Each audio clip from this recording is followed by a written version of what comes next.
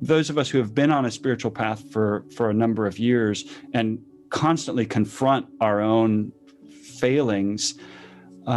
there is the temptation to just give up entirely, but there's also this possibility of staying in the game in a way that's kinder and gentler. I think, and the book traces this arc to some degree, and certainly a previous book, A Time to Plant, that I wrote does that as well. But I started out as, I think most of us start out, or at least hopefully start out, as a super idealistic, highly principled, completely rigid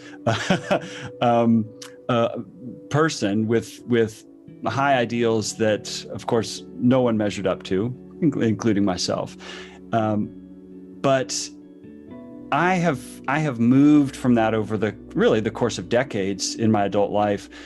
toward something that, first and foremost, recognizes my own failings vis-a-vis my ideals, and secondly,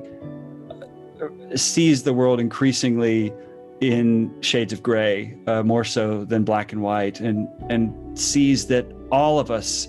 are trying our best and failing in various ways, but none of us is a complete failure or a complete success. And so this book has really come out of just a repeated series of failures and humiliations on some level, but ones that I think taught me valuable lessons that I hope have stuck, and that I try to recount in the book. Essentially, so I'm a credible witness, that I don't hold myself up as some paragon of virtue, because of course I'm not,